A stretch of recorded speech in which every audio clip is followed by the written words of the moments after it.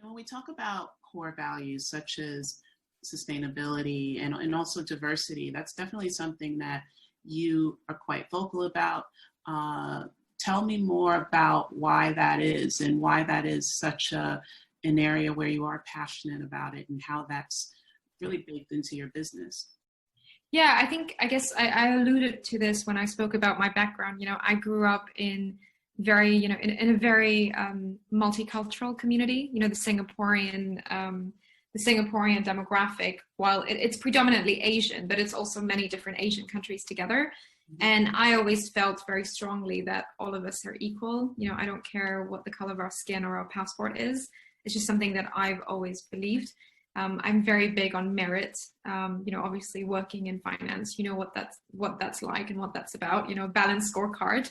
That's how you get paid and promoted. And I'm very big on that. And I think I didn't really see that in the fashion industry. I don't really see that in the consumer goods industry. And often I found as a professional, working female, I was being pushed a lot of product, whether it's Instagram or, TV marketing or whatever. I was being pushed all these products, but there was very little representation of someone that looked like me. Forget someone who even works at the company at a senior level role. And I just felt like that was kind of weird that they were trying, they wanted me to buy it, but they didn't really care about having my representation or my voice in there. And that's why when I thought about buy rotation, I knew it had to be a community that was open to everyone. And I guess more from a business point of view, it is a marketplace model. We do liken it to Airbnb or Uber or whatever. And that just requires scale. And scale means you need to include everyone. And to include everyone, you need to make sure it's inclusive. So it kind of makes sense from a business perspective. And it also sits with my values and my morals.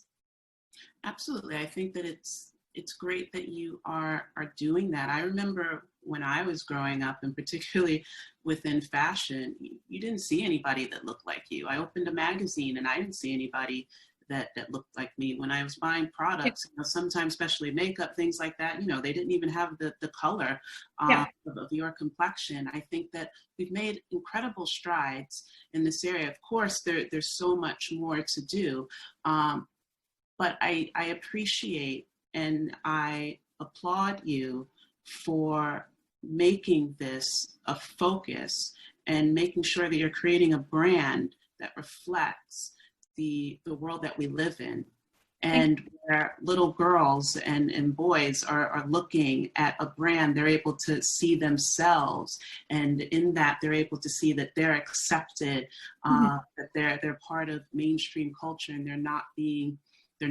considered, or they're just excluded. So it speaks volumes.